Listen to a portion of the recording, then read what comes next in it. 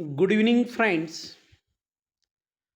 आपण जेव्हा इंग्रजी बोलत असतो, इंग्रजीत संभाषण करत असतो किंवा एखाद्या मुद्द्यावर बोलत असतो, तर बोलत असताना वाक्याचे वेगवेगळे प्रकार आपण वापरत असतो.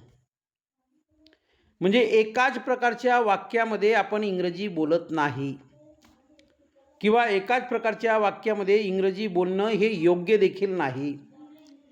इंग्रजी बोलत असताना वाक्याचे वेगवेगळे प्रकार असतात, वेगवेगळे उपयोग असतात.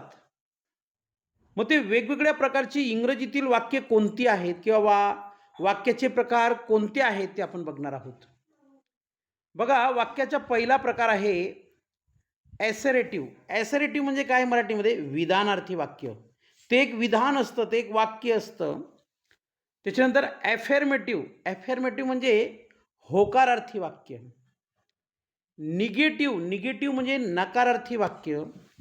इंट्रागेटिव्ह म्हणजे प्रश्नार्थी वाक्य. इम्परेटिव्ह म्हणजे आज्ञार्थी वाक्य. आणि एक्सक्लेमेटरी म्हणजेच उद्गारवाचक वाक्य. जवळजवळ 5 ते 6 प्रकारचे जे काही वाक्याचे प्रकार असतात, त्या सर्व वाक्यांमध्ये आपण इंग्रजी बोलत असतो किंवा इंग्रजी लिहित असतो. मग बघा, आता नेमकं ॲसरेटिव्ह सेंटेन्स कुणाला म्हणावं, निगेटिव्ह सेंटेन्स कुणाला म्हणावं, ॲफर्मेटिव्ह कुणाला म्हणावं, इंट्रागेटिव्ह कुणाला म्हणावं, इम्परेटिव्ह कुणाला म्हणावं आणि एक्सक्लेमेटरी म्हणजे उद्गारवाचक वाक्य कुणाला म्हणावं, याची मी काही तुम्हाला ट्रिक्स सांगणार आहे. तुम्हाला नियम पाठ करण्याची गरज नाही. मी तुम्हाला ट्रिक्स सांगणार आणि त्या ट्रिक्सच्या पद्धतीने तुम्ही ओळखू शकतात की हे वाक्य कोणत्या प्रकाराचे आहे. राईट? तर बघा, पहिलं वाक्य आहे द अर्थ इज राऊंड. या वाक्याला फुल स्टॉप आहे, लक्षात घ्या. म्हणजे पूर्ण विराम आहे. मग इंग्रजीत ज्या वाक्याला पूर्ण विराम असतो, इंग्रजीत ज्या वाक्याला पूर्ण विराम असतो म्हणजे फुल स्टॉप असतो, त्याला ॲसरेटिव्ह सेंटेन्स म्हणतात, म्हणजे विधानार्थी वाक्य म्हणतात. दुसरं वाक्य बघा, water boils at 100 degree celsius. हे देखील ॲसरेटिव्ह सेंटेन्स आहे. Honesty is the best policy. याला सुद्धा फुल स्टॉप आहे. हे देखील ॲसरेटिव्ह सेंटेन्स आहे. शी इज अ डॉक्टर. हे ॲफर्मेटिव्ह सेंटेन्स आहे.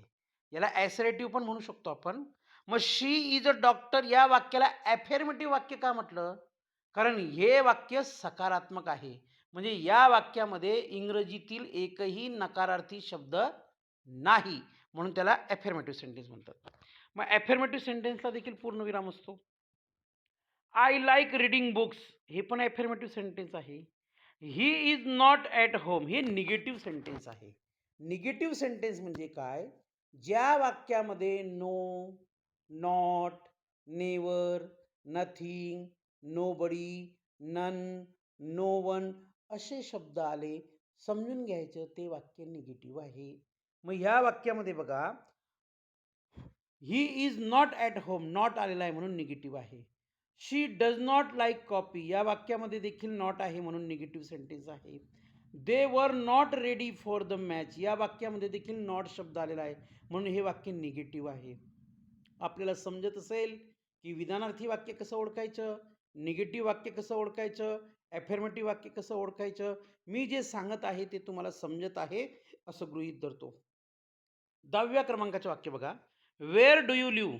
ज्या वाक्याच्या शेवटी प्रश्नचिन्ह असतं, लक्षात घ्या. ज्या वाक्याच्या शेवटी प्रश्नचिन्ह असतं ते इंटरागेटिव्ह असतं, म्हणजेच काय? प्रश्नार्थी असतं. कॅन यू हेल्प मी या वाक्यामध्ये देखील शेवटी प्रश्नचिन्ह आहे म्हणून हे इंटरागेटिव्ह आहे.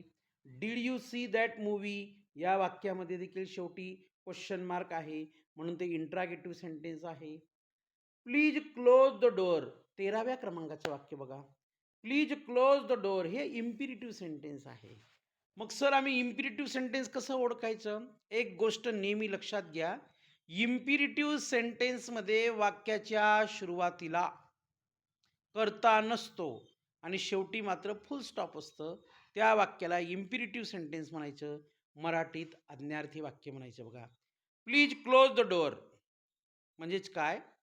कृपया दरवाजा बंद करा. डोंट मेक नॉईज हे देखील इम्पेरेटिव्ह सेंटेन्स आहे. सिट डाऊन अँड लिसन हे देखील इम्पेरेटिव्ह सेंटेन्स आहे. मग मी काय म्हटलं, ज्या वाक्याच्या सुरुवातीला सब्जेक्ट नसतो म्हणजे कर्ता नसतो त्या वाक्याला इम्पेरेटिव्ह सेंटेन्स म्हणतात. 14व्या क्रमांकाच्या वाक्याकडे लक्ष द्या. डोंट मेक नॉईज हे देखील इम्पेरेटिव्ह सेंटेन्स आहे. इम्पेरेटिव्ह सेंटेन्सचे अनेक प्रकार आहेत, पण त्यापैकी मुख्य प्रकार म्हणजे क्रिया म्हणजे इम्पेरेटिव्ह वाक्याची सुरुवात मुख्य क्रियापदाने होते. कधी कधी इम्पेरेटिव्ह वाक्याची सुरुवात डोंट शब्दाने होते किंवा डू नॉट शब्दाने देखील होते. डू नॉट म्हणजे डोंट, डोंट म्हणजे डू नॉट. डोंट असलं तर ते निगेटिव्ह इम्पेरेटिव्ह सेंटेन्स असतं हे मला सांगायचे आहे. सिट डाऊन अँड लिसन हे देखील इम्पेरेटिव्ह सेंटेन्स आहे. चला आता 16व्या क्रमांकाचे वाक्य. What a beautiful flower it is. ज्या वाक्याच्या शेवटी उद्गारवाचक चिन्ह असतं बघा, उद्गारवाचक चिन्ह, त्या वाक्याला एक्सक्लेमेटरी सेंटेन्स म्हणतात, म्हणजेच मराठीमध्ये उद्गारार्थी वाक्य म्हणतात. हुरे, वी ओन द मॅच हे देखील एक्सक्लेमेटरी सेंटेन्स आहे. How fast the car is running हे देखील एक्सक्लेमेटरी सेंटेन्स आहे. या 3 वाक्यांच्या सुरुवातीला आणि शेवटी जर आपण व्यवस्थित निरीक्षण केलं तर उद्गारवाचक चिन्ह आहे की ज्याला एक्सक्लेमेशन मार्क म्हणतात. राईट. पुढचे वाक्य बघा. The sun rises in the east हे ॲसर्टिव्ह सेंटेन्स आहे. आता ॲसर्टिव्ह सेंटेन्स काय असतं मी ऑलरेडी एक्सप्लेन केलेलं आहे. Time and tide wait for none हे देखील ॲसर्टिव्ह सेंटेन्स आहे. A stitch in time saves nine हे देखील ॲसर्टिव्ह सेंटेन्स आहे. इंडिया इज माय कंट्री हे ॲफर्मेटिव्ह सेंटेन्स आहे. He has a red pen affirmative sentence आहे. I do not understand you हे निगेटिव्ह सेंटेन्स आहे, कारण या वाक्यामध्ये नॉट आलेला आहे. 26वं वाक्य बघा. The children did not sleep हे देखील निगेटिव्ह सेंटेन्स आहे, कारण या वाक्यामध्ये नॉट आलेला आहे. We will not give up हे देखील निगेटिव्ह सेंटेन्स आहे, या वाक्यामध्ये देखील नॉट आलेला आहे. वेन विल यू कम या वाक्याच्या शेवटी प्रश्नचिन्ह आहे, म्हणून हे इंट्रागेटिव्ह सेंटेन्स आहे. Why are you late today हे देखील इंट्रागेटिव्ह सेंटेन्स आहे. Have you finish your work हे देखील इंट्रागेटिव्ह सेंटेन्स आहे. म्हणजे कोणत्या वाक्याच्या सुरुवातीला किंवा शेवटी काय असलं तर तो वाक्याचा इंग्रजीचा कोणता प्रकार असतो ऑलरेडी मी तुम्हाला एक्सप्लेन केलेला आहे. राईट. खाली लक्षात ठेवण्यासारख्या मराठीमध्ये टिप्स दिलेल्या आहेत. राईट. ते तुम्ही व्यवस्थित वाचा, अशा प्रकारची वाक्ये बनवा आणि इंग्रजी बोलत असताना अशा प्रकारच्या वाक्यांचा सराव करा. 100% सराव करा. या वाक्यांच्या बाहेर या जगात कुणीही इंग्रजी बोलत नाही. या वाक्यांच्या मदतीने, वाक्यांच्या या प्रकारांच्या मदतीनेच इंग्रजी बोलली जाते. Thank you very much. धन्यवाद.